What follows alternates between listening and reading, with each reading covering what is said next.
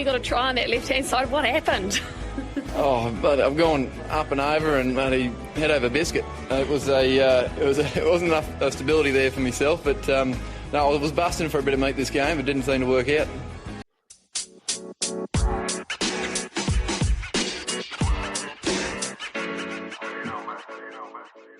Hello, cheers, and welcome once again to the Scrum of the Earth podcast, the weekly show for news, reviews, great interviews, and so much more, all about the world of rugby.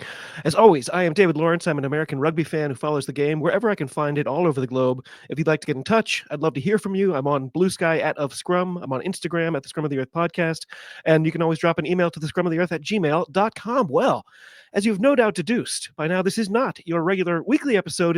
This is in fact yet another special bonus episode, a St. Patrick's Day edition bonus episode featuring my good friend Rugby Julia. Julia, how the heck are you? It's so nice to see you. I am regrettably not Irish at all, but today I wish I was. That's funny. That kind of leads into my actual question. Like, I live in Boston, so I think I'm legally supposed to be half in the bag already by this point in the day. Are you doing anything to celebrate? Do you care at all? Do either of you care? Good question. I mean, my partner is super Irish. She cares, I think, probably less than I do. I care just because, when you're a rugby, like you were saying, when we're rugby fans, and then also you're a Bostonian, we're kind of like supposed to. So maybe I should. Historically, no, but like now I feel kind of lame for not. So like maybe I'll think of something. I don't know. I used to have an attitude about it, like not wearing green. And people, why aren't you wearing green? I'm like, because I'm not Irish. Because I'm not Irish. Exactly. So I used to also as well be like that. And just because like you and I are very like anti-appropriation, and we're like, you know what? Not gonna exactly. I'm not gonna. And also I don't know all the phrases. I'm not gonna be fun. So I don't even know why. Like 5 years ago, I was like, let's make St. Patty's Day a thing in our family. And I was like, and I planned this elaborate thing. I made a leprechaun scavenger hunt where my son ended up like following clues to get to this stuffed leprechaun, which he loves. What was I thinking? Now there's this expectation. I was going to say. And I have no idea what to do. That sounded so cool and cute. And then I was like, oh, wait, now you have to do it. Oh, no, see? Yeah, what should I do today? I'm out of ideas. This is why I'm always saying it. Don't be a great dad. Well, I've probably managed to avoid that so far, at least. Oh my gosh, you haven't. Anyway, so this weekend there was some rugby on. I don't know if you caught any of it. The big news, of course, was the PWR final, where Gloucester Hartbury made it a three-peat, defeating Saracens rather handily at the Stone X, was winning away for the third time in a row, and doing it at the Saracens' home, the ultimate statement game. I mean, it's hard to argue that it's not. I'm of two minds here because, and Sari's said it too, it felt a little foregone, at least according to what the media said. And, I'm guilty as well when I've been asked by a few different rugby commentators and such. What I thought, I also predicted that it would be a Gloucester win. I think, sure, it's a statement win, but I think much more it's a statement about Gloucester Hartbury as a club and perhaps what that indicates for what you need to be doing to be a successful PWR club in the future. And some people argued that it was a statement about Sean Lynn himself. I'm a little bit exactly. I'm a little bit more hesitant to, especially having been properly reeled in by my Welsh co-hosts from my other show. But they made a good point. It's hard to say that this win was due to Sean Lynn being there, but he is an excellent coach. Obviously, we're thrilled that he's coming to Wales. He's already in camp. What does you call him? Scene Lean? Scene Lean. Uncle Scene Lean. I don't know why we're doing that, considering that it was the Welsh in my podcast who came up with it. And actually, funny, we can link that back in with the Irish thing, is that like I'm very careful to always pronounce everything Welsh properly. They don't care. They don't care. They don't have to. They don't have to. So they rely on just making me sound foolish. But yeah, I think really it was more of a statement about what Gloucester Hartbury specifically has done, both to bolster their own pipeline. Obviously, they have Hartbury, which we can go down that road if you want. It's a great academy. There are only a few really great academies in that feed into PWR. Perhaps that's why also Gloucester Hartbury decided 3 to 4 years ago to really start investing in their women's side. Maybe and probably that's more it. Weird. But well, it You're is, saying but there's a connection? exactly. And I think for better or for worse, at least some questions will be answered once we start seeing Sean Lynn perform with Wales, who, I mean, let's be honest, are not going to have the same support. Even though, and we'll talk about it in a little bit when we talk about Six Nations, even though, yes, there's been some improvement there, it's really hard to judge how improvy an improvement was when you're starting from literally rock bottom. We'll see. I think we'll see more as we run up to World Cup for that answer. But yeah, it was certainly Last time Gloucester Hartbury lost was last November, which seems unbelievable. And I was with you. It seemed like a foregone conclusion. I got pretty excited though. I got roped in when it was like 5-19, and Mo Hunt's on the sitting, riding the stationary bike. I was like, could be an exciting day. But that was the end of that. It really did, and I really want to emphasize that, especially for Series fans who might be feeling a little bit dejected today. It was a really tight match, at least for 40 minutes, and I know they're probably hearing this a lot from other people who are commentating on it, but it really was tight, and in the first 40 minutes, I was absolutely not sure that we were right, that it was going to be a win. Series definitely came with a fire. They came there to win. They were at home. The crowd seemed great. I had a few friends who were there. One who was a neutral, one who was a Series fan. Everybody left happy, even if, disappointed for the Series fans. I really can't take that much away from Series until you get to, 55, 60 minutes when it all kind of seemed like, I remember there was one more phase of play kind of around the 55, 60 minute mark where it seemed like there could be a resurgence, just didn't happen. And I think that goes back to Gloucester Hartbury and something that people talked about a lot this whole season, which was just the relentlessness. Even when Gloucester has to empty the bench, it's just it's like all 5 stars. Yeah, exactly. There isn't really much step down. No. I am curious. This is like a weirdly simplistic question, but did you enjoy this match? Like, your team's already out. Did you take any solace seeing the team that beat them, like, winning the whole shebang? Was it like, oh yeah, of course? So as also, I mean, I'm glad that I get to be more of a USA fan now than ever, which is great. But as I had adopted Wales years ago, I'm happy to see the Welsh women succeeding. Gloucester Hartbury is comprised of a lot of the Welsh. That was great. In terms of this match and several of the matches most recently running up, and I totally say even the last Bears match as well, it feels like there were a lot of hiccups across a lot of teams.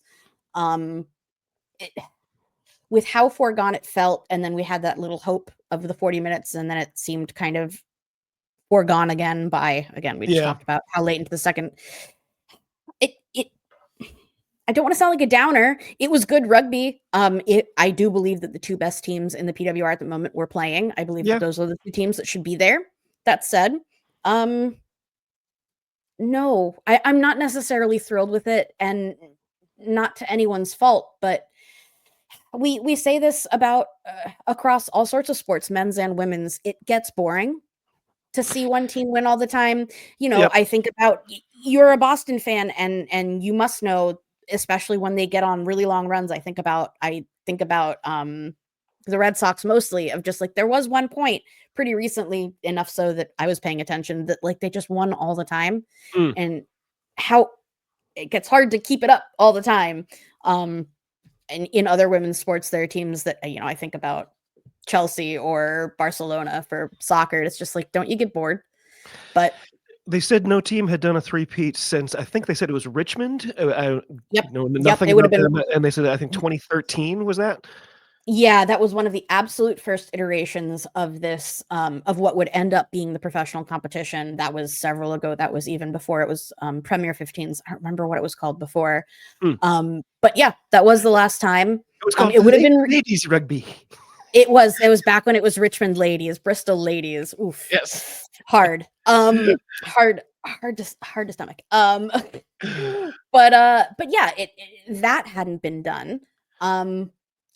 So you already kind of touched on the Saracens, and like, should they feel bad about this performance? Like, they did get pretty smacked around in the second half. They didn't actually score a point after the 17th minute, I think it was. Correct. Did they put in a bad shift, or is this just telling us the state of the league right now?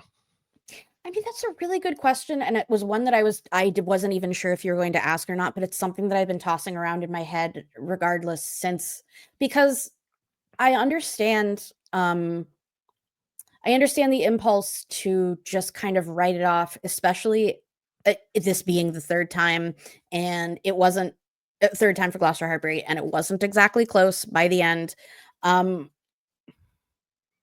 just not sure if it's a completely foregone conclusion because of how much this league changes season to season. I do wonder if Sean Lynn leaving is going to have any major impact. Now, there is an interesting thing going on right now that I just want to touch on, because on the off chance that I'm right, I'd really like to be able to point to some clips saying that I said it. Well, here's an interesting thing. We don't have to go too much into it because it's now been so many weeks old that it's perhaps not really news anymore. But the ousting of Susie Appleby from Exeter was weird. It was received very poorly.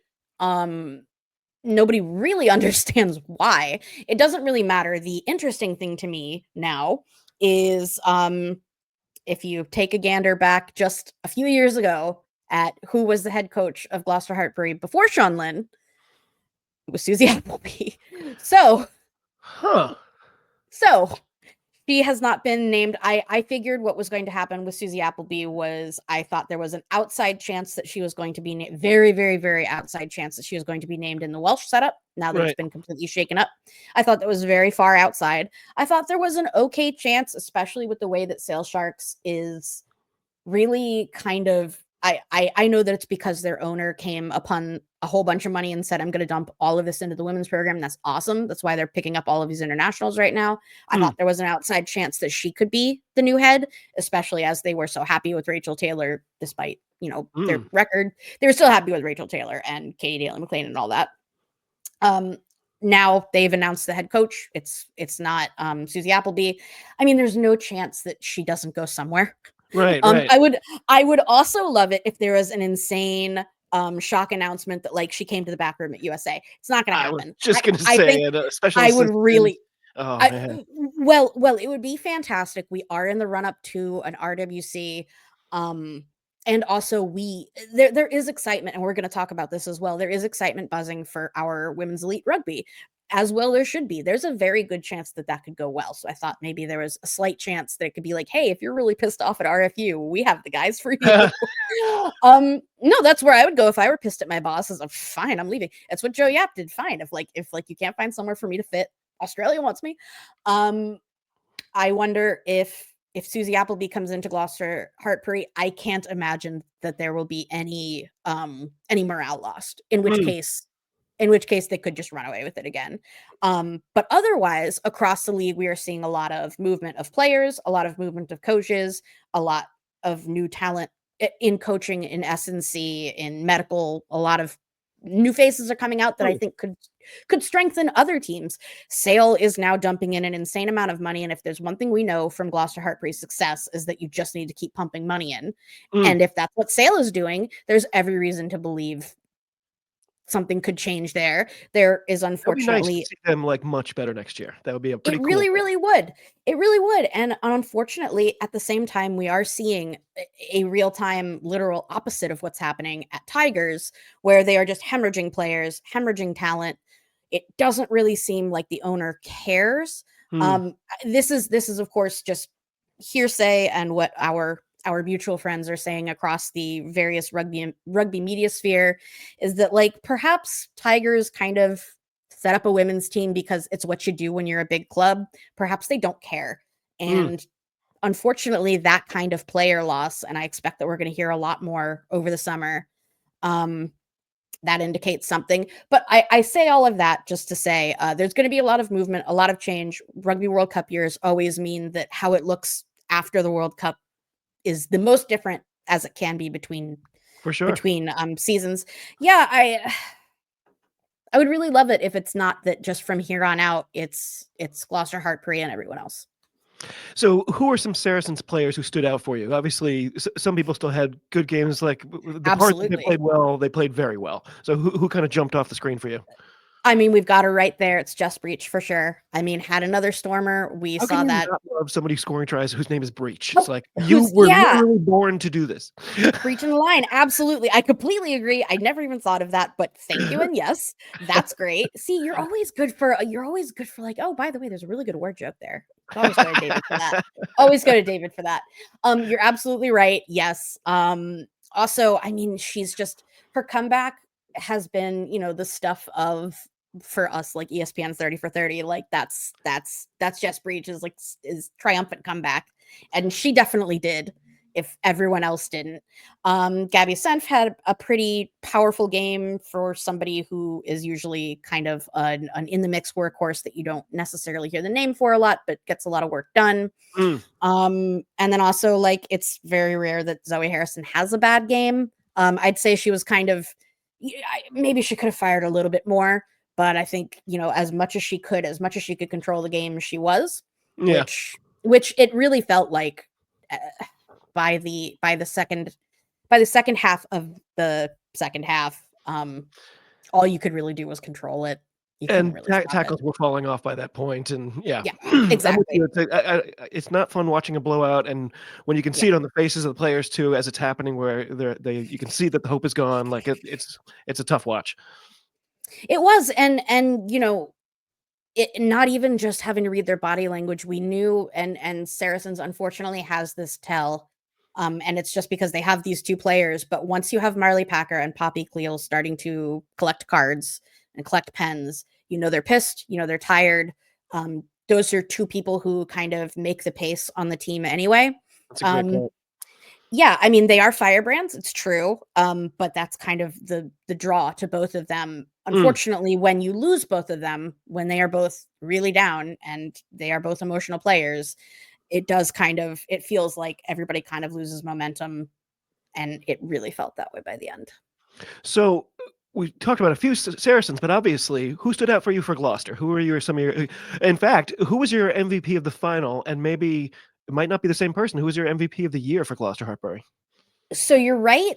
I mean, I would still say that pretty much every time she was on the pitch throughout the season, she's been impactful. It's kind of been crazy that she hasn't gotten as much hype as other players, because I think of her a lot like, I mean, not in terms of like they're the same player or whatever, but in terms of the same level of hype Mm. as like Abby Dow, as Jazz Joyce even. But Mia Venner had a fantastic game. Yes. I was really surprised that she wasn't the player of the match. Maud Muir also had an amazing game. She is also somebody who not necessarily makes the plays, she's a 3, but certainly somebody who progresses plays and who secures ball and who makes trouble. But Mia Venner for me, went down it was with Mia that Venner. knock pretty early on too, Mhm. and I think she had just scored, and somebody I think just landed on her funny, and Yep. that was still when the momentum didn't feel like it got, and it was like, uh-oh, if she doesn't come back on now, like, but no, she just shook it off, no problem. She Just had a shook it off, crazy no game. problem. And that's one of the things that I am so impressed with by her. And I really think that it speaks to the depth of the Red Roses, that like, why is she not? It's crazy to me, because as a USA fan, and even as a Wales fan, but definitely as a USA fan, like if we had that kind of talent, she would never take a shirt off. Mm. Like she'd never lose her shirt. Um, I mean, she's just so very good. I understand that she is kind of a one-purpose player. There are a lot of one-purpose Yeah, players, I it's a think, very good that purpose. I think it would be fair to say, not everybody, we could bring her up again. Not everybody can be the kind of Jess Breach where like you can put her anywhere in the back 3 and she's going to do something. Right. Yeah, Mia Venner, they haven't needed her to do, but I'd be interested to see what happens later in her career. And then of course I would be remiss not to mention, especially on today, Neve Jones. Um, I mean, I'm always impressed. Like she's just one of the most impressive players in the league. She's going to be a nightmare in the Six Nations. Pretty much anytime she plays, it's fun to watch, and it does something interesting. And again, I would be remiss not to mention that she was, and we all loved this, I'm sure you loved it too, but she was named the #1 nuisance of the PWR. Oh, Which, nice. What a great award. yeah, what a great award. And we hadn't been calling it that before, so I really like that, like, the first time we bestow that upon somebody, it's Neve Jones. I think she really likes it, but it's the person who disrupts the most the breakdown. That's great. They've started calling them nuisance players. Any other like, I'd hate to be the nuisance employee at work, but if I'm a front rower and I can make a nuisance of myself at a breakdown, I'd be pretty pleased with my own performance. And of course, she sure disrupted breakdowns at this. You know what I liked when Mo Hunt was on the sideline, she didn't stop like captaining. She was still just like No, shouting, and I was I kind of like, don't. is I that don't think she allowed? has an off switch. I don't I think she know. has an off switch. I was kind of waiting for the ref to be like, "Hey, shut up! Like you're not playing right now." I've actually wondered the exact same thing, and I don't think there will ever be like a time when somebody would slip this in. It's also not very English media to ask, but I would love if one day, like, if I could, like, I promise I put my phone away, like, this won't be recorded or whatever, just you and me and a beer, me and Zoe Aldcroft. I want to be like, girl, does she ever let you captain? Like, because you're also she's also a highly accomplished red rose, and I also know that Mo and Zoe are very close, and I Yeah. think it very much probably feels a little bit like a married couple in some ways, where it's just like, I know Mo's strengths, I know she's going to be the one giving the talks, I know I'm going to be kind of the steady. I mean, she's quieter in terms of cat on the pitch, but her game knowledge is incredibly high. Her patience is very high. She keeps the cool head, and we actually noticed that across a lot of women's rugby, that whenever you have two captains, it tends to always be a forward and a back, and it always tends to be two kind of complementary personalities. When we get to Six Nations and we talk about the updates for there, I hate to go back to Wales, but especially because with a new coach, they had to reaffirm who it was. And you can see in the 3 picks, Hannah Jones staying makes most sense. She's worked with Sean forever. And because the other 2 people who are closest to taking those reins are the ones he picked, which is Alex Callender and Kira Bevan, neither of which Sean has coached before. But if you look at those 3 people, like, to me, that is the triumvirate of like perfect rugby personalities. Yeah. You need all 3 of them, and then you have like the perfect leadership. And Right. I think Gloucester Hartbury did that very well. So if you look back at this year's PWR, I guess this and last because it crosses the anyway. If you were going to rate this season just a straight up 1 to 10, what would you give it? Like, I don't think I've ever watched any competition that gave us a perfect 10, right? But No, it's got to be a pretty high number. It was really great this year. it was. I would definitely give it a solid like 8.5 for sure. There, I took off a little bit because it was condensed in a weird way, but it also wasn't PWR's fault that it's a World Cup year. Yep. I have my own problems with some of the ways that PWR as kind of an industry decided to comport itself. But otherwise, in terms of the competition, in terms of the teams involved, I might even be taking off points like posthumously, and that's not fair. So I would say, a solid 8.5 at least, if not edging towards 9. So I'm hoping that you can say some nice things about my Loughborough Lightning. Like I've been saying on the show how, like, watching them this year, they looked so much better to me this year, and I just had this weird feeling in my head like they had a much better record. And at the end of the year, I looked, and they had to win their final game to equal their exact record from last year, which they did. But I'm like, wait, is this real progress? Am I imagining it? Like, tell me what's good happening with my Lightning. I do think that it had to do a little bit, at least in terms of the math and the timing. Just the compressed season again, I think bit a lot or all the teams basically. I mean, you always need more time to figure out what works, pull people in and out of spots. But in terms of Lightning specifically, I think they did a few things right that they haven't been doing in the past few seasons. I'm thrilled with it. So here's what I think. I think that they they recruited really, really well over the break before this past season that happened started. Definitely. That recruiting was incredibly, I think, savvy. They also happened to secure a few names that ended up doing really great things for them. You've got her right there. Alev obviously is always a killer signing for any team, but they also got Chrissy Scarfield, which was huge. Yes. Oh my God. But we knew, ball knowers knew when you got that was going to be something big. We also know, and it's a shame that Rachel Malcolm just posted earlier that she's been on vacation in America. I'm really hoping that means she's looking at WER. It's probably not, but we know that she's not retiring. She's just leaving the PWR. I think she's probably going to France, but that's okay. I really hope she'd consider WER. Rachel Malcolm, I know you're a huge fan of Scrum of the Earth. If you're listening, I know your brother coaches or plays in Seattle. And there is a Northern California WER team, and Alev is there. So, and also all of the other Lightning as well. Come over. It's time. It's going to be big. I was talking about it with the Welsh Pod crew.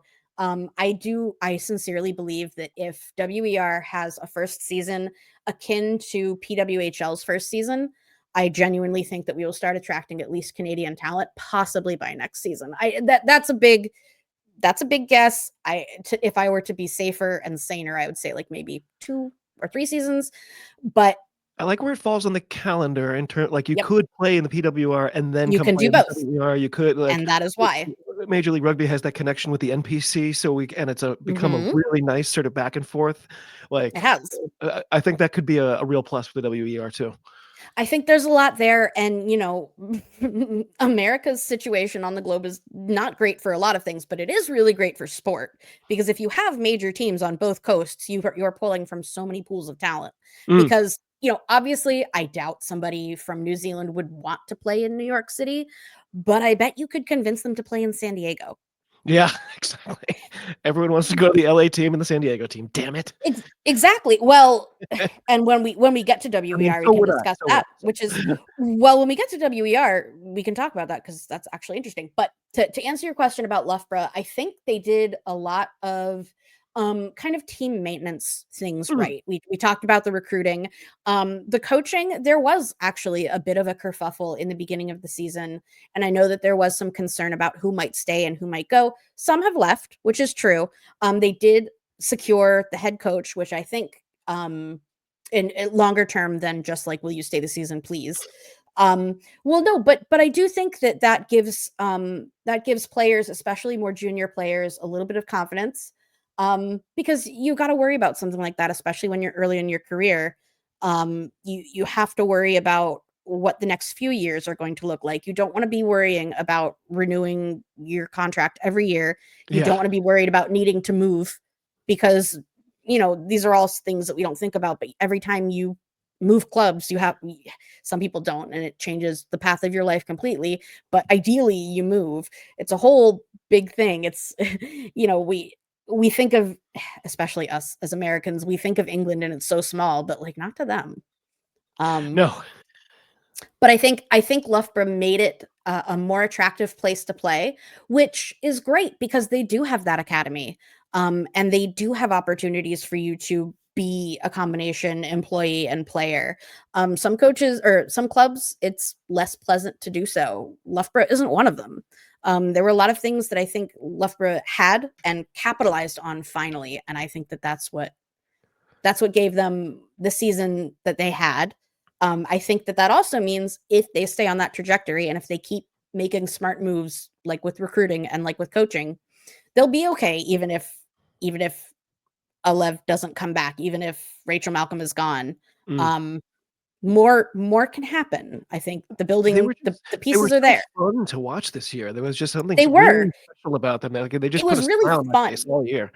Yeah, and they have not always been fun to watch. They have often been a very technique heavy team, or they have been they have before been kind of clunky, where clunky, where the Tigers are, not necessarily bottom of the table, but not that far up. They're very, actually, clunky is really good. A bit of stop start, and it felt like by the end of the season there was way more start than there was stop, which was an improvement. Well, I feel obligated to bring it up. We've had a couple of weeks to fully digest the saga of Alona Mar and the Bristol Bears. All right. Was the whole thing a success? So, by the way, I was thinking about this a lot before we started chatting, and I think I finally landed on it didn't really make much difference either way. Like, I don't Nope. think they were getting past Gloucester with her or without her. I feel like their season kind of landed exactly where it was going to. Like, does that make sense? Yes, yes, and I think that that is a very fair way of concluding. That's more or less my answer as well in terms of adding to the performance. So here is where I will defend Alona. Nobody ever said that she was coming in to help Bristol win.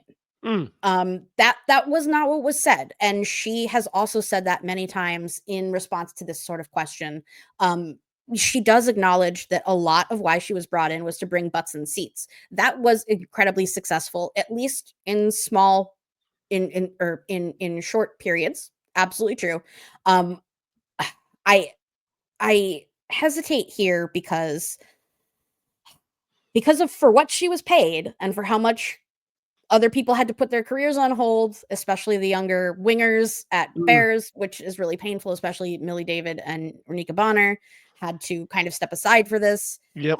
There's that complaint as a Bears fan. And then moreover, the idea was that this was going to drum up more interest in women's rugby in England. Awesome. The first home game that she played at Ashton Gate for the Bears did get a record crowd, 9,000, which is something like that? awesome. Yeah, 9,000 something, absolutely, and that's awesome. Unfortunately, that did not carry over every week, uh, which I know it doesn't sound nice, but like understandable because a lot of people did come for their selfie and hug. Yeah. Okay, okay. Um, It's like when you have a it band, you can get a lot of people to come once. once. No, but But that's but but then after that, they're like, "I've done that." But it absolutely was that, and even playing at home, playing in either Ashton Gate or back at Shaftesbury Park, we were never selling anything out with or without her. Mm, Um, but yes, absolutely, it did get some new fans. I definitely noticed on social media, and not necessarily like how much socials she brings because I don't care. That doesn't fix your performance. But I've noticed in a lot of comment sections that there were at least a handful. Unfortunately, it was only a handful, but I did see a handful of names that I kept seeing over and over. And I did see some comments that were just like, I had never watched rugby mm, before I watched her on Dancing with the Stars. I loved it. I went and watched some matches. Now I'm hooked. Awesome. There wasn't that many of them, but any new fan is a new fan. Awesome. yep. Great. My personal gripes with it were about what the league did to bend over backwards to get this. I think what we learned is that actually PWR is capable of doing a lot more than they have historically told the players and clubs that they can do. They flashed a lot of cash. They flashed a lot of cash. I do believe, and this is something I'm waiting for people who I know to come and say, but I do know that she was paid above the cap, which I don't love. I understand again that you were like, yeah, but like what she's going to bring is going to be amazing. I don't know if that happened. I also think Bears themselves threw out a lot of money and resources that the other players sat and looked at and were like, wait. I have to still be a science teacher all day, every day, but you have Yep. this. It's just that I'm not alone tomorrow. And the answer was yes, actually. And everybody said, well, this is a business. This is what you have to do. It gets butts and seats or whatever. It did kinda. Um, she had a middling performance. I think she was fine. I think she had the performance that you would hope for. Mm. Um, I, there needed to be more learning done, and I think possibly the media commitments wasn't in training all that much. I don't know. Well, I think like you said, like they didn't say we're bringing her here to get us over the hump and win a championship. They just said right we're bringing her to get butts in the seats. And her stated purpose was to get in to some learn 15 time and yeah, to to learn the learn 15. and hopefully make a World Cup. Did she play Right. herself into the USA 15? So that's the thing. So this is why I really love talking about it with you because as Americans, we very rarely get to be as focused on the USA team as I would like because we Mm, usually have to defer it back to Europe. So for me, this is what worries me. I personally don't feel, at least watching the performance week over week when she did play week over week, I don't think that performance led me to believe that she should take an 11 or 14 shirt from somebody. She also came out and said publicly, I don't like playing wing, which is fine. You are perfectly allowed to say that. She was like, I want to play in the center, whatever. Look who plays in the USA Center right now. I don't want to take either of those people. If one of them gets injured, great that we have Alona. I guess she's played, again, 3 months of 15s. She was also injured for one of the, like, it was truly like 5 or 6 matches. Let's put that there. I personally have a lot of problems with the idea of parachuting a player in. Another thing that the displacement is the biggest issue. You can find all kinds of reasons that she could be good enough to make your national team, but who are you removing? Right, and that's exactly where I was going to conclude. I get it, but the question is, because you cannot have it. This is not NFL. You do not get to bring 56 people with you. Right. You only get to bring a certain roster, and there are very limited circumstances in which you can switch people out once you're on site, at the site of the game, or rather at the competition. And that is what worries me, because on the tail end of all of this, what I was really hoping, because I was very unimpressed with going on Dancing with the Stars, rather than if you really want to make this World Cup team, and it is next year at the time of Dancing with the Stars, it is the year after. What the fuck are you doing?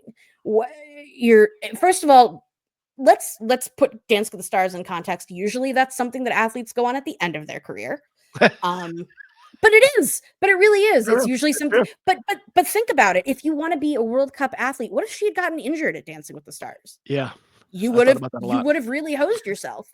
So that first, that was really not impressive. And then she wants to do PWR instead of what I think, if you were really committed to learning and you didn't want to disrupt the team, and it wasn't that you kind of wanted to chase a PWR title for free because Bears did all the work in the first half of the season, and then you come in and possibly get to go to the final. Yeah. Why?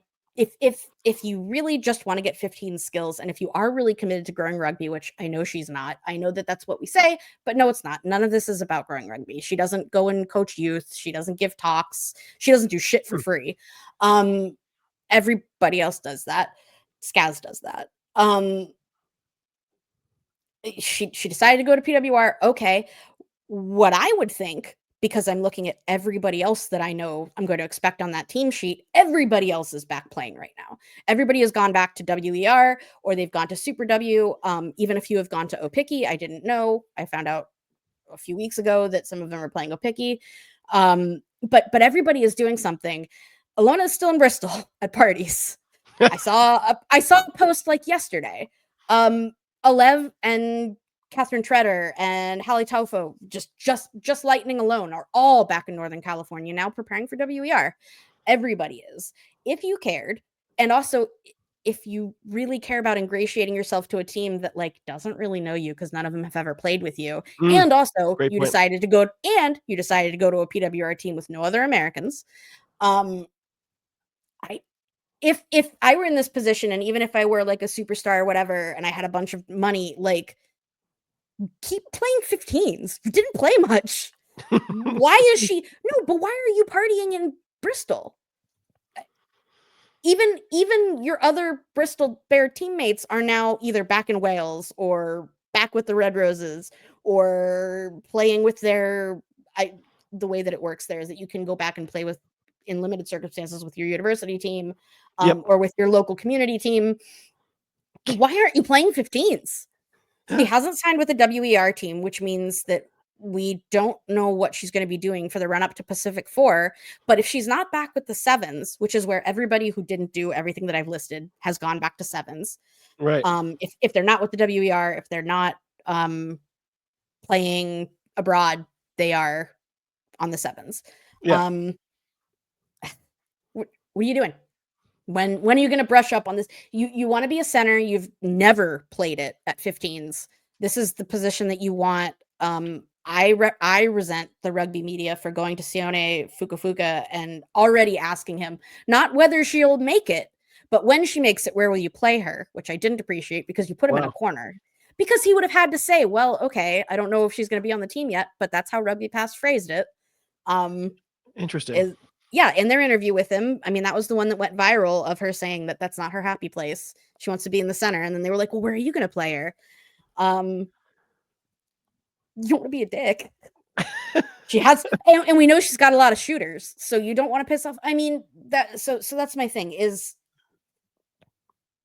the World Cup is not a franchise. It's not you can't pay all of your players differently, so she can't demand a better contract than the other USA Eagles. You have to just be there for the rugby. You have to be there for the team. I don't see that yet. You also haven't chosen to come home and play. Do you want to play for USA? And I don't see it.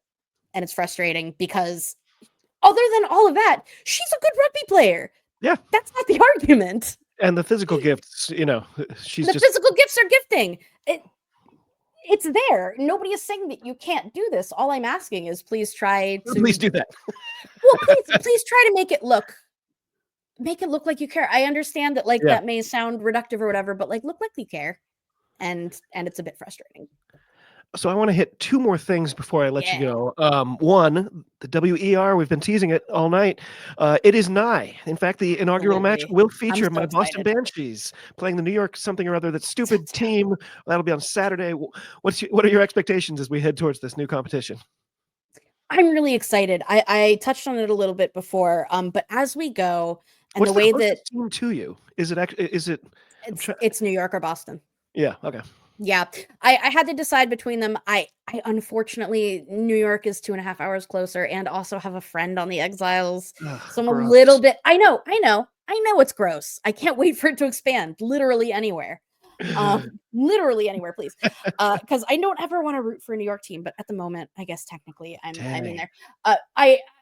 I mean, in the very loosest terms, I'm a huge Banshees fan because it's such a stacked roster. I am excited about WER. As I was saying earlier, it feels to me like they are doing a lot of things right. And you actually, I don't mean to steal your thunder if you're going to ask me this, but because the question you asked me was so thoughtful, I'm just going to drop it now. You asked me an interesting question about why there aren't double headers. First of all, so I want to set this because I'm actually going to be talking with Alice Soper again this week as well, great. And I'm going to ask her the exact same question. Great. I'm really curious. She'll have a great insight. So the Banshees play their first two games at Veterans Memorial Stadium, which is where the Free Jacks play. And as soon as I saw that, I was like, oh, duh, they can do double headers. And then I thought, wait, they don't want to do that, right? What is the right thing for them to do? So I gave it some thought, and I went and took a look, and there are a few thoughts that I have. So unfortunately, first of all, there are only two teams in all of MLR and WER that overlap in terms of location, and it is Boston and Chicago. Banshees, just flat out, I think that would be a great idea. I don't think that it would take away anything from WER or from the idea of women's rugby to make a double header like that. And I'm really glad that you're going to talk to Alice about it, because she has another point of view on this. And it's specifically because of the differences between what we're talking about and New Zealand. That's what I think is probably going to be the crux of this, is because the OPK is leaning heavy into double headers, and I love it. Yeah. And I love it. Happy about it. So, but maybe it's just the circumstances of being New Zealand, not the United States. Well, so the thing that I feel about New Zealand that I don't feel about here is that, and I hope, and I know your listeners, a lot of your listeners are MLR fans, but I'm sorry, it's not a successful league. That is the one. Now, the Free Jacks are a very successful team. The Free Jacks are actually fun to follow. I am from DC. I watch Old Glory because I have to, but it feels like self-flagellation. But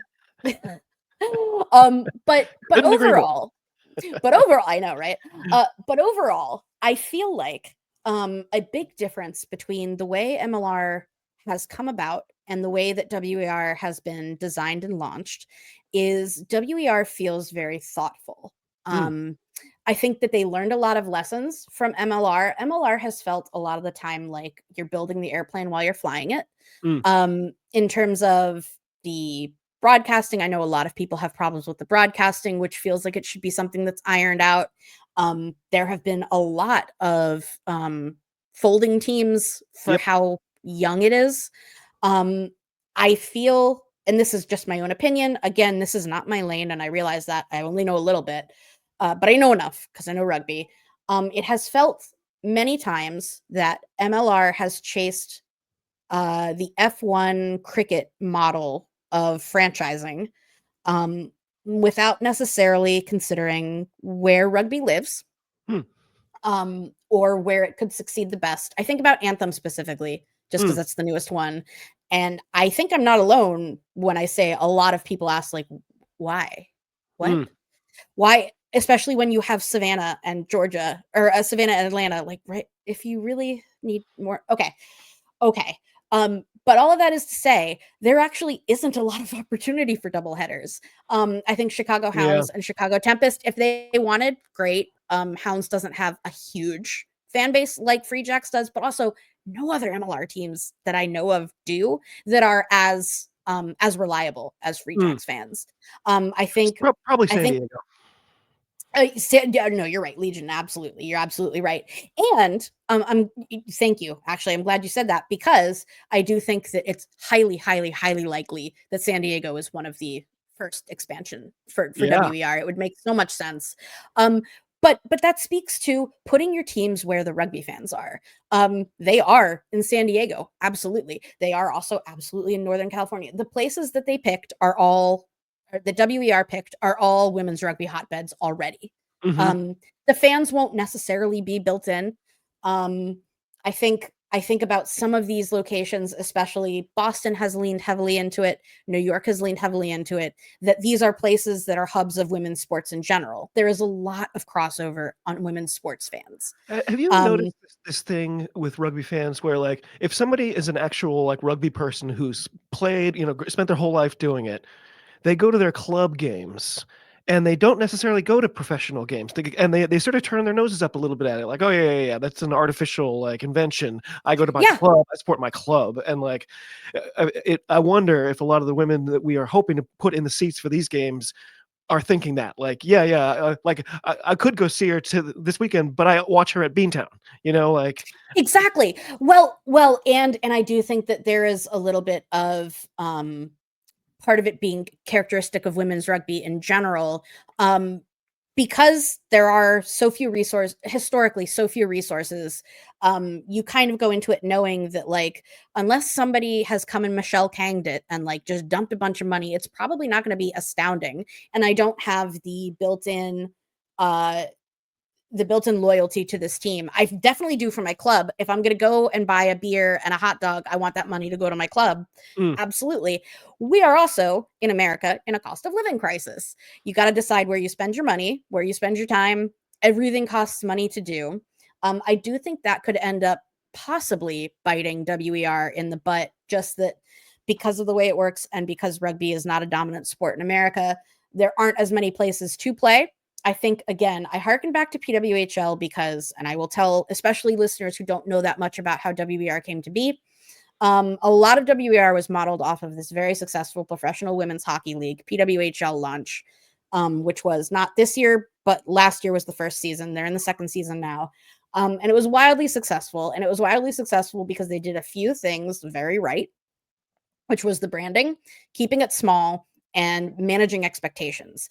I think WER did that very well. They were very smart to hire the agency that they did for the launch, which already has a lot of experience launching this kind of league. Yep. And that league came, they did all their research, and they were like, you know what really worked? PWHL. And PWHL was on the back of soccer. So these are all communities that, and we're very fortunate that, at least for women's rugby in America, at least, it has a huge tie-in to the Black community and a huge tie-in to the LGBTQ community. When you're a fan of your women's sports, pretty much you'll go to any of them, like, if they're around, and especially if you're in a big hub. But that was a lot of what happened with PWHL. They got a lot of non-hockey fans because it was a place that historically our groups of people weren't weren't welcome, especially hockey. And PWHL was so successful because women didn't have anywhere to watch contact sports. Yeah, big time. We can ride that wave. NFL specifically is extremely hostile to people of color, to women, to queer people. It's not a happy place to be. But if you'd like something like that, but that feels good to support and to be around and to watch, you're going to like women's rugby. Yeah. It's an easy sell. It's an easy sell if you can get it in front of their faces. By being something, or by doing something like what Boston Banshees has done. Boston Banshees has just done a puck drop for the Boston Fleet. It was incredibly successful. They got a bunch of coverage because lots of people watch it. Also tying in, just in terms of PWHL, tying that in also gets Canadian audiences, which is huge. But they've done this in a way where they can capitalize smartly on what is already there. Because rugby fans know that there's a lot of infrastructure that needs to happen otherwise. You can't spring up from nothing. It isn't like soccer in that way that like you can probably get fans just like walking around saying, hey, there's a new team. We don't have that yet. We're very lucky that we had the success that we did at the Olympics that got people thinking about rugby. They're interested. WER, I think hit put their pedal to the metal as fast as they did because they were like, now's the time, strike when the iron is hot. And you're right. Like Americans like to go to sporting events. Like the people, the season ticket holders next to us at the Free Jacks, they have their whole year worked out. Like they go to every Free Jacks home game. They already have their tickets for the Boston Banshees. They go to 10 Red Sox games, 8 Celtics games, 6 Bruins games. Like they have it all mapped out. And I'm like, as soon as the WER popped up, they were like, get us tickets. Absolutely. I am finding the same thing here in DC. Unfortunately, we don't have a WER team, but we do have one team that isn't successful anymore, but we do have a very successful, nearly won the title soccer team, and the crossover of fans between that and our pretty sometimes successful WNBA team. There's a lot of crossover there. I do really hope that DC ends up being one of the expansions for WR. I think it would be silly not to. It's a sports city. It's centrally located, super easy to get to. But there's a lot of crossover, and people really like attending it. And I did name those 3 big minority groups that people belong to, and often you belong to 2 or more. I think that is an audience. It's an audience that wants to be captured. Is I guess what I wanted to say is that audience wants, we have a lot of disposable income because people have been ignoring us so long, but it's true. Like it isn't fun to go to men's soccer. It isn't fun to go to an NFL match for me because it's just like, is somebody gonna, call me a slur? Probably. It's really nice knowing that I'm going to go somewhere where I'm going to see a lot of people like me. It's going to be a good vibe. We know from the success of PWR that like, it's going to be a family environment. You're going to hit everything you need to want to buy tickets. The only time I've ever gotten to go to a Patriots game, it was awful because it was peeing rain on us the whole time. I think the final score was 6-3. It was 6-3. I was going to say New England is never nice to you anyway. And like somebody almost, when you spot somebody and you can tell they want to fight somebody, and I was like, oh, that guy's looking for a fight right now, and he kind of wandered over towards me and he's like, hey, where are you from? And for some reason, like I grew up in Wellesley, and Wellesley's kind of a hoity-toity little town. Oh, I know. And so just in the moment, I went, Natick. And he goes, Natick. Oh, I know a couple of dudes from Natick. And he kind of staggered off. I was like, whoo.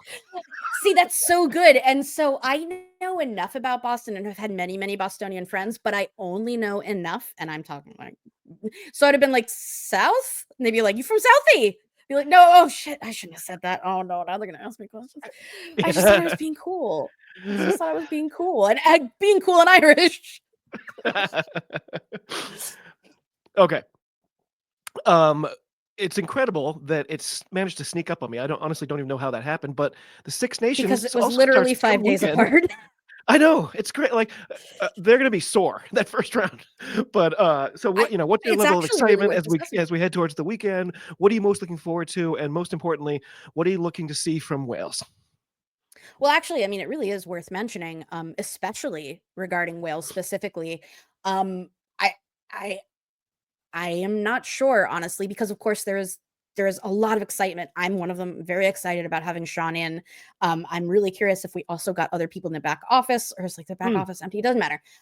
That's one of the things I wonder about. But critically, Wales is opening their Six Nations on Saturday. I'm guessing about a third of the team is currently actively still drunk. Yes. But they are all in camp, including Sean. There's already been lots of socials put out. You arrived at the field, and then 6 people are already Hannah's asleep on the just field. hammered. Not Hannah Jones, but somebody more fun. I'm trying to think of somebody who kind of goes crazy. I from Gloucester, but no, I do wonder, because everybody is in camp now, which is awesome. But of course, in general, for any rugby team, you're not always doing full contact full day. Yeah. It doesn't always work that way. There's very few days in between. Luckily, there is a fair number of Red Roses who were also on Gloucester. Not a ton, but luckily a few. I still think we know how Wales England is going to go. But in terms of overall, what I'm excited about, maybe they should stay drunk. Yeah, exactly. Maybe you should. It'll hurt less. As a Wales fan, I am super excited. I think that the new direction, I think that it's going to be emphatically a new direction. I think that it's not going to be just tiny, unnoticeable changes. I think that we're going to see big changes. I've been really encouraged by what Sean has said in the interim about what he wants to give this team that they didn't have before. And it seemed like he really both knew, and they were things that we know that he can provide as a coach, because they are things that he's done for big red and white wig. The big red and white wig is, I think, the first and foremost the thing that's gonna get the Welsh girls going. I want him to have worn it in the interview. Yeah, exactly. That, and he has to wear his shorts no matter how cold it is. Yes. Overall though, being realistic and understanding the progress that other teams involved in the Six Nations have made, I'm cautiously optimistic for Wales. I'm not overly optimistic. I think that we're going to see an improvement. I don't think that it's going to be and on St. Paddy's, I'm glad I get to say this, I don't necessarily think that we're going to see what felt to viewers like almost an overnight improvement like we did from Ireland. Yep. And that's where I'm sitting with it. I am more worried. So other than the biggies, other than England and France, I secretly think this is the tournament where we find out if that was real or not. I think there's a chance. Yes. That's where I was going with it. Exactly. So, no. You're exactly right. So that's where I'm at with it. That is kind of my prediction / thing I am wondering most. Is I think we're going to find out if Ireland was built on a house of sand or like on a brick house. I am cautiously optimistic with them as well. I really don't think it was a flash in the pan.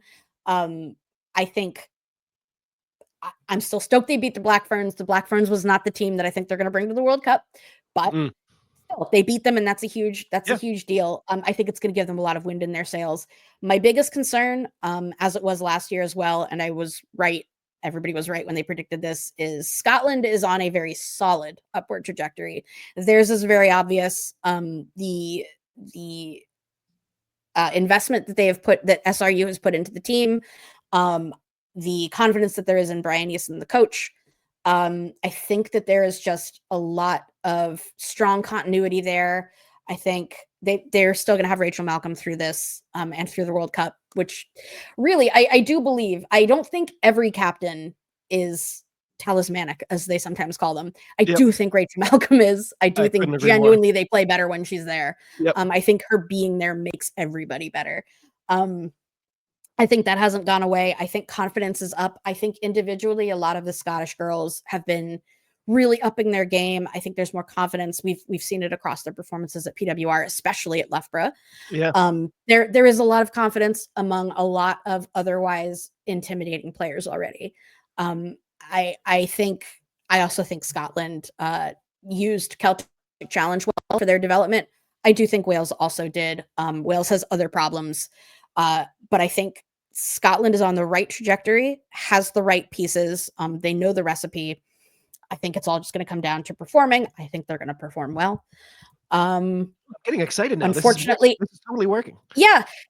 Unfortunately, I wish Italy put out more. Italy has always historically been kind of tight-lipped about the inner stuff going on. We don't always know if there is conflict or anything. I've been reading some interviews with the newish head coach. He sounds great. It sounds like he's there for the right reasons. It doesn't sound like he's half-assing it. I think we're going to see how his impact. Interesting. Yeah, I think we'll see his impact first in the Six Nations. I'm interested to see. And then finally, Ireland. I'm not sure. I'm not sure how they're going to do because, unlike the other two nations in the Celtic Challenge, Ireland played half of their seniors in the Celtic Challenge. So I'm guessing they're still good. We know they're pretty good. In terms of how they're working together. I'm guessing the vibe is still good. We haven't heard any horrible stories like we know they are capable of. No rats I out don't by the know. dumpsters this time. Exactly. No rats out by the dumpsters, no making anybody change in a shed. Right. Yeah, Or next not to a dumpster. blackballing people for saying things that are true. Yeah. Yeah, no, I think those are all good signs. I guess that's all to say that really the only team that I've seen any real warning signs from has been France, and it's just in terms of kind of stuff that I still couch as rumors because we don't know for sure because unfortunately I don't read French news. And all of their rugby reporting has gone behind paywalls. But all that to be said, I do know that there is some bickering between both the two coaches. I think having two head coaches is interesting. It's also, like one of my musical theories is if you have two drummers, you actually have zero drummers. You actually have zero drummers. They're just gonna drum heads. Yeah. You're exactly right though. I do think it's something like that. I do wonder what the view is of each of them individually, if one of them should really just be taking over, if neither of them should. I'm not sure. Yeah. That said, France put out their team and was missing Gael Hermé. Nope. Excuse me. Very sorry. I was like, no, we're gonna get it through. They are missing Gael Hermé, which is weird. I was asking around from some friends who know more about French rugby than I do. Again, this is just rumors, but it sounds like she really doesn't get along with one of the two coaches. Considering she played with one of them, I think we know who she doesn't get along with. But so much that she's not in the Six Nations team, which is weird. Well, I mean, she's a very senior player.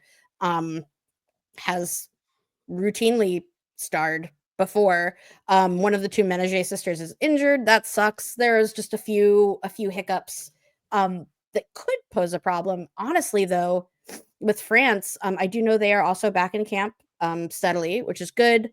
But I am very curious how they perform. I'm glad that their first match is Ireland.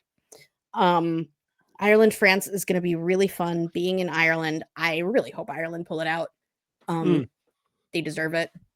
But yeah, overall, my take on how is the Six Nations going to go is actually, unlike many other years, I really don't know. There's been a lot of changes in interesting places where there could be. When you know who's going to win, if it's like I will never. You don't get excited. Yeah, so I've kind of been dreading this tournament a little bit, but I don't know. Maybe I will just concentrate on the non-human games. I was gonna say I dread it too for the same reasons everybody kind of does, and it was a joke on social media among our folks for a while of just like, can we kick them out? And well, guys, let's do 5 nations.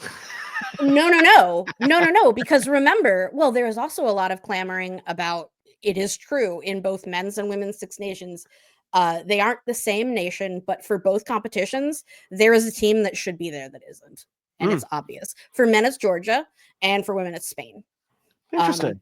Spain should be in the Six Nations. Absolutely. They just keep beating the brakes off of everybody in the Rugby Europe Championship. Really? I think, yeah.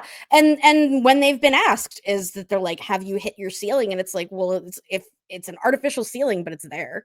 Like we can't go beat England if we like never If get to we play don't them. get to play them, yeah. Right. Wow. Right, which Huh. is true. And that is, many people would argue, that is why WXV came to be, but it also helps to say that like WXV also doesn't get it right because it's brand new and it changes every year. Yeah. Spain deserves that The shot. WXV Honestly, sort if of we wanted, being forced to take a year off is a little weird. I'm kind of like looking back at I made stickers for it. And I'm yeah, like, wait, when's that happening again? Is this what the logo's going to look yeah. like next time? So that is worth wondering. And honestly, I think I don't mind it not happening this year Yeah, because it makes it sense. wouldn't because it wouldn't fit. Yeah. And also you don't want to give everybody like a third chance to tear your ACL before the World Cup. But that said, I am interested to see how it looks next year. Because I think that they are also, thankful for this break. And I think that they're going to watch the World Cup and see what ideas they can get from there. Yeah. They're going to see, because I'm betting that we're going to learn that a lot of teams are performing differently than we knew from even a year ago, let alone since the last World Cup cycle. It could look different. Julia, this has been so much fun. I just realized we've gone over the hour that you promised. Thank you so much. What's coming up next for the Women's Rugby Treehouse? Another episode last week, by the way. It was fantastic. Really loved it. I imagine you're going to be doing special things for the Six Nations and some of the other action coming our way. Are Hugh and Harley going to talk about the WER? Thank you so much. We are diving in. Actually, we were just talking about it a little earlier today. We are both making it more womany. So there will be more women guests, more women hosts. Hugh and Harley, I am very much trying to get them into WER. They are trying to tell me that they have kids and have to play rugby and have day jobs, and it's not on when we're awake. We're gonna talk about it. Sean, the real co-host, is yeah, we're absolutely watching WR. We are gonna talk about WR for sure. We are also going to be doing a little bit of a Six Nations preview, but Good. we want to wait for the first week team sheets to come out. So we're hoping to do it Thursday or Friday. Nice. Hopefully, luckily we have really quick turnaround because we don't edit.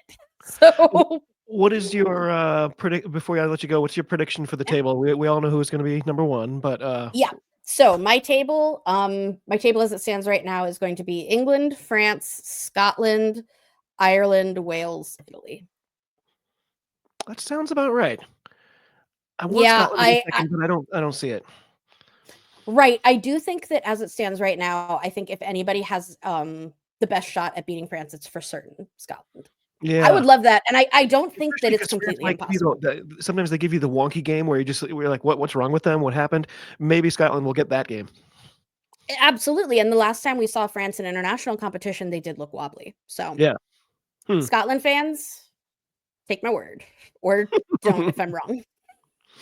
Julia, thank you so much for taking the time to chat. It's always the best. It absolutely does my heart good. It's an honor and a pleasure. By the way, I mentioned the Banshees. Their first two games are at what we call Fort Quincy. The other games are at a new facility that hasn't even opened yet. It is a brand new facility, so you can't buy tickets yet. It still says coming soon. But if you're in the mood for a road trip, brand new stadium, I'm keen to be there. And I plan to come see you. I just have to figure out when. So Thank you so much. It is always a joy to be here. I'm so glad to, and I can't wait. I'm sure that we will touch base at some time during Six Nations, and I will have more for you. Yeah. Thank you, Julia. Cheers. Talk to you soon, and be well.